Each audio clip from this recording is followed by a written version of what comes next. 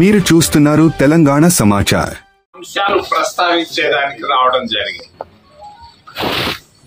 మొదటిది ఆంధ్రప్రదేశ్ రాష్ట్రంలో విద్యా విధానం, రెండవది అమరావతి, మూడవది బనకచెర్ల, నాలుగవది ఇందిరాగాంధీ ప్రజాస్వామ్యం.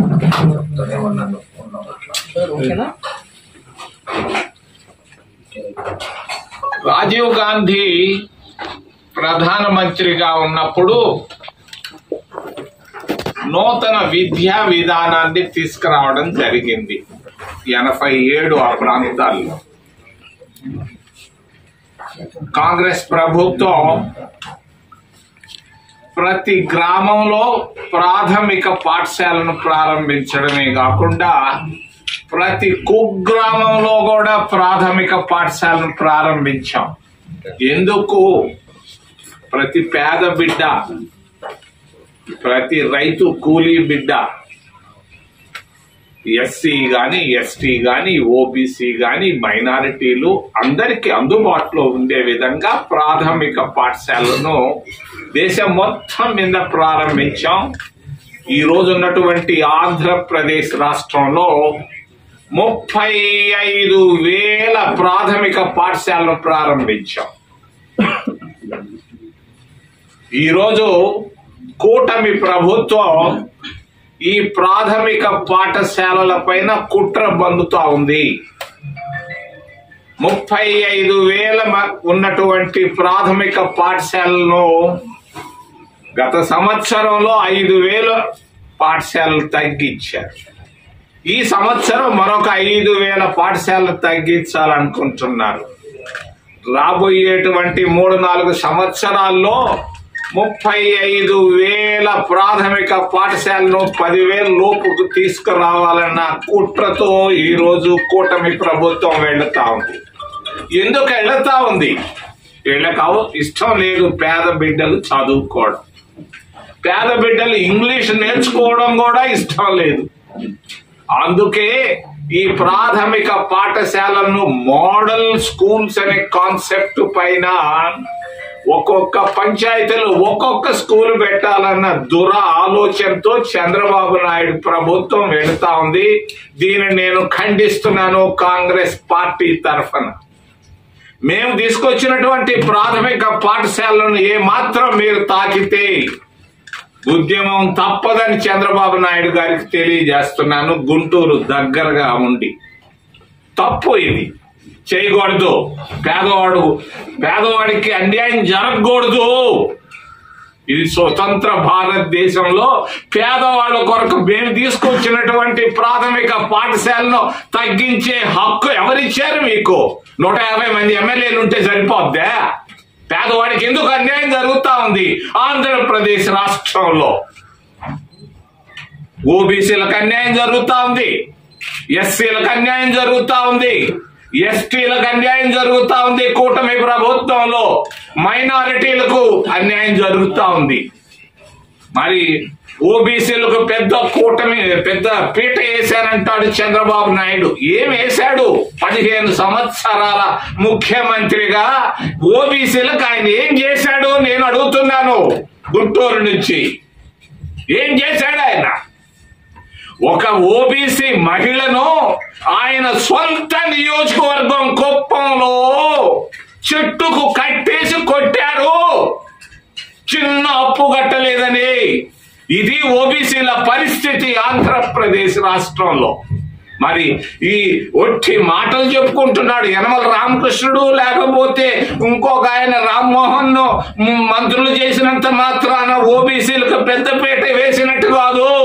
ఇది కుప్పంలో నిరుపేద ఓబీసీ మహిళను చెట్టుకు కట్టేసి కొట్టారు దుర్మార్గంగా. ఇది తప్పని నేను తెలియజేస్తున్నాను. మరి దగ్గరలో ఉన్నటువంటి తెనాలిలో ఒక దళిత యువకుడును పండేసి కాళ్ళు చేతులు పోలీసులే కొట్టారు. మరి అందరూ చూస్తున్నారు. ఎవరో అధికారులు కూడా సమర్థించేది కొట్టింది కరెక్ట్ అని. కొట్టే హక్కు మీకు ఎవరిచ్చారయ్యా?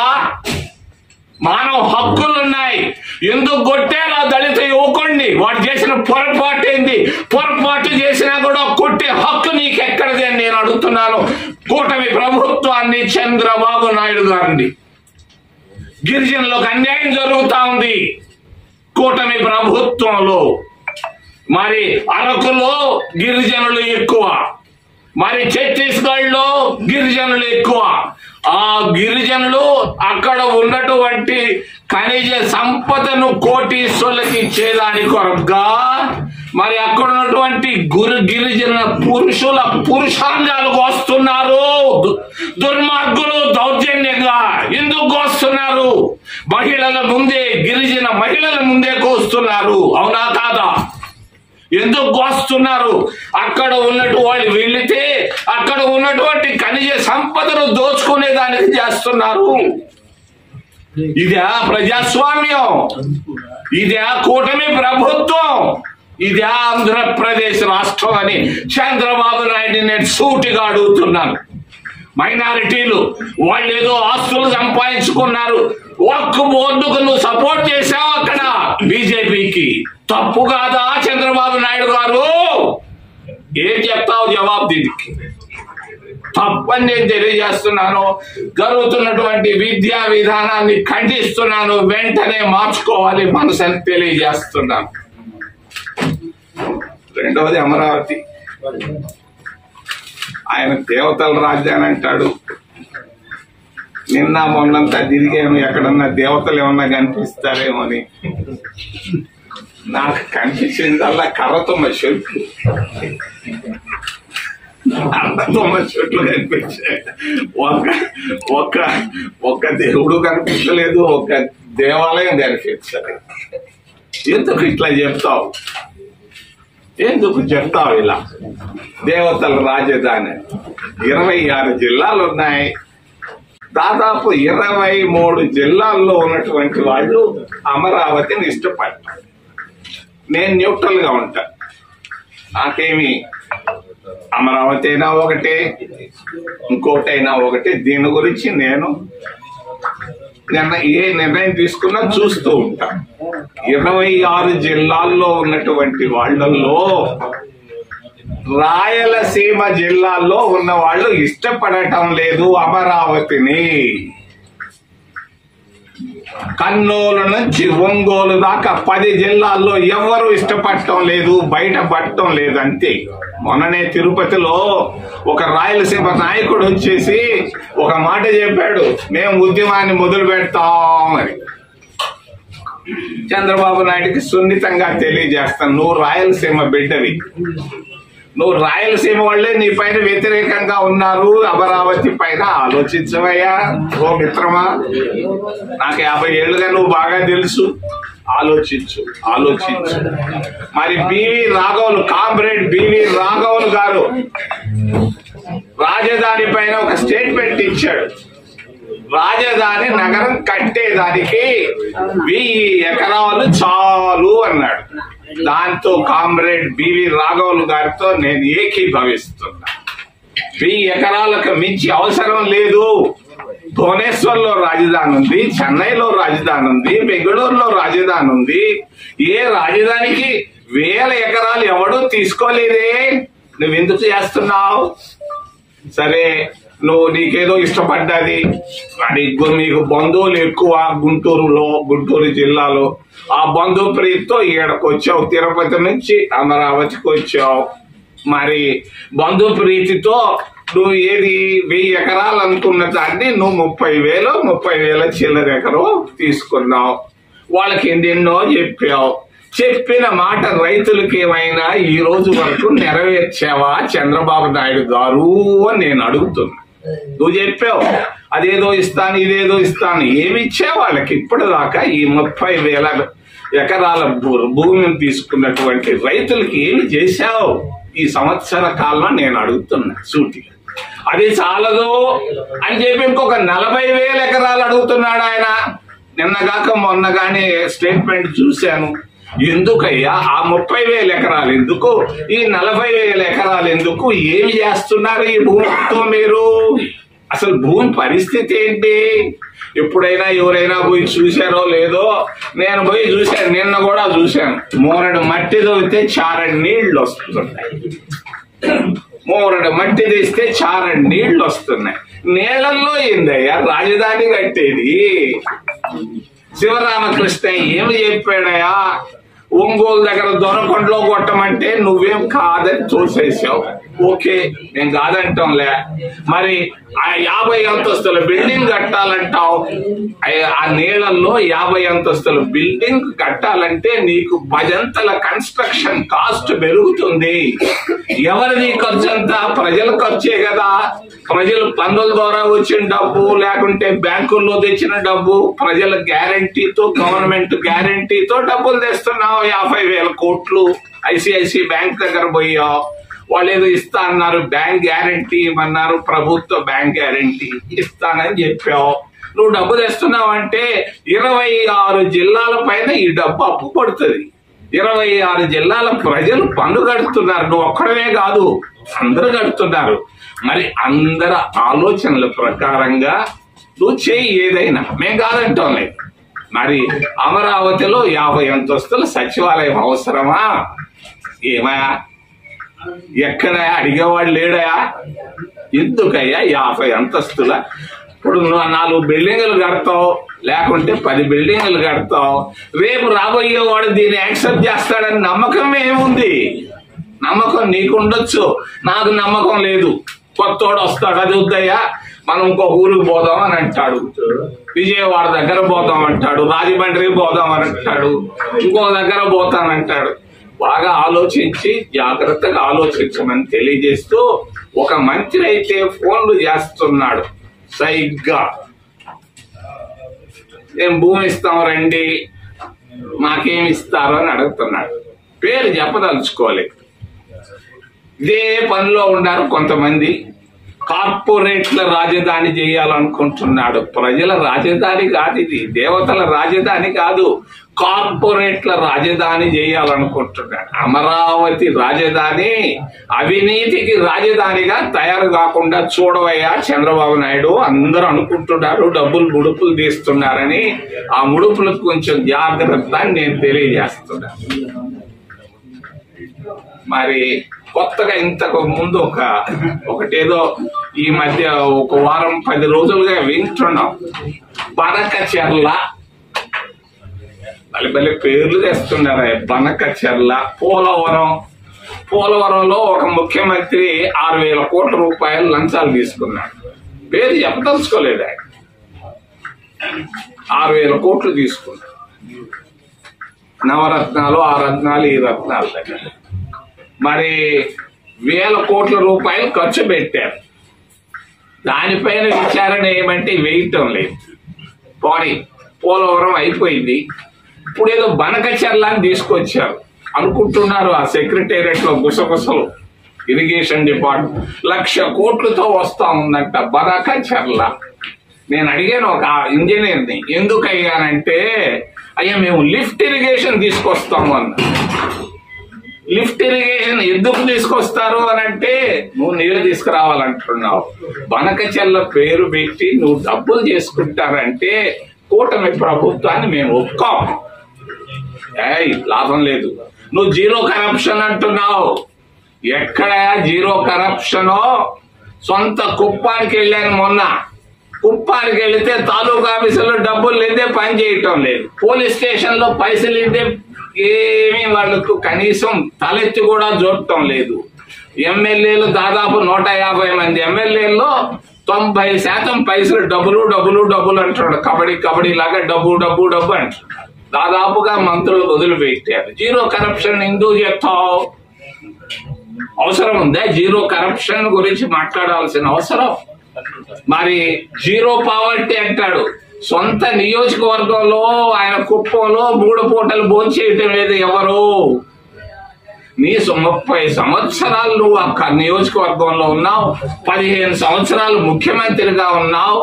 మరి 15 సంవత్సరాలు ముఖ్యమంత్రిగా ఆంధ్రప్రదేశ్ రాష్ట్రానికి నువ్వేం చేశావని నేను అడుగుతున్నా. 26 జిల్లాలకి నువ్వేం చేశావు చెప్పు.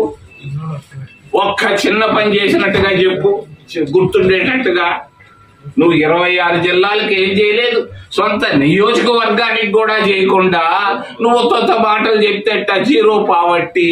ఇప్పుడు కొత్తగా ఇంకేదో యోగాంధ్ర కాదయ్యా, అదైతే యోగా ఆంధ్ర, యోగా చేసి ఆంధ్ర, యోగాంధ్ర కాదయ్యా.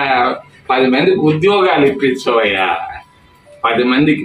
నేను నిన్నంతా గుంటూరు జిల్లాలో ఎస్సీ కాలనీలు తిరిగాను, అడిగాను చాలా మందిని.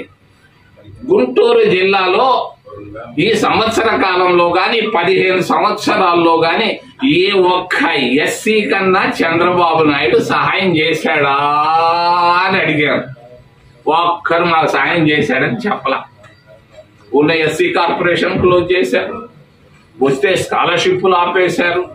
మన అమ్మ ఒడే ఏదో వేశారు, బడియో అమ్మ బడియో ఏదో, డబ్బులంతా సారాయగలకు పోయినాయి. నువ్వు ఇచ్చే డబ్బులు ఏదన్నా ఉంటే స్కాలర్షిప్ రూపంలో ప్రతి ఒక్కరికి విద్యా సంస్థలకు పంపించండి, అన్యాయం చేయబాకండి. పేద బిడ్డలకి ఏమీ జారటం లేదు, సారాయంగలకు జారుతా ఉంది వేసి డబ్బులంతా బట్టన్లలో. నా మాట వేరండి, కొంచెం జాగ్రత్తగా బనక చెర్ల విషయంలో డబ్బుల కొరకు ప్రాజెక్టులు తేవద్దు. పోలవరం ప్రాజెక్టుని ఎవరు ప్రారంభించారు? అమాయకుడు ఒక అంజయ్య ముఖ్యమంత్రిగా ఉన్నప్పుడు ఆయన ప్రారంభించాడు 70లో. మరి ఆయన చేసిన దాంట్లో కనీసం 15 సంవత్సరాల్లో ముఖ్యమంత్రిగా చంద్రబాబు నాయుడు 1% కూడా ఆంధ్రప్రదేశ్ రాష్ట్రానికి చేయలేదు. మరి హైదరాబాద్కి ఏదో చేశానంటాడు.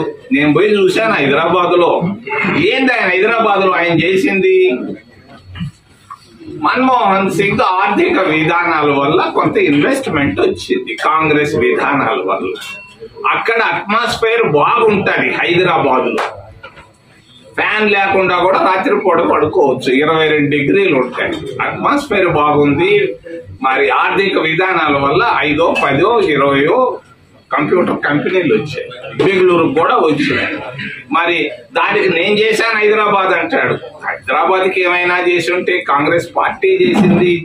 జవహర్లాల్ నెహ్రూ 100 మరి పబ్లిక్ సెక్టర్ అండర్టేకింగ్ తీసుకొని వచ్చారు, ప్రభుత్వ రంగ సంస్థలను తీసుకొని వచ్చింది ఇందిరాగాంధీ. ఏమైనా చేసింది హైదరాబాద్ కన్నా, మరి ఆంధ్రప్రదేశ్ రాష్ట్రానికి ఏమైనా చేసిందన్నా కాంగ్రెస్ పార్టీ. మరి మేము తీసుకొచ్చాం నాగార్జున సాగర్, కాంగ్రెస్ పార్టీ తీసుకొచ్చి 25 లక్షల ఎకరాలకు భూములు నీళ్లు ఇస్తున్నారు. ఏం కరప్షన్ ఉండింది అక్కడ? శ్రీశైలం ప్రాజెక్టుని తీసుకొచ్చాం, ఏముంది అక్కడ కరప్షన్?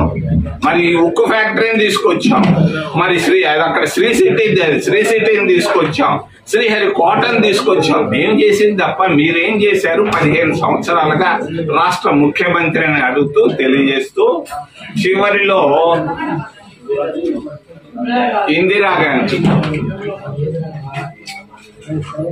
ఇందిరాగాంధీ ఉన్నప్పుడు ప్రజాస్వామ్యం లేదు,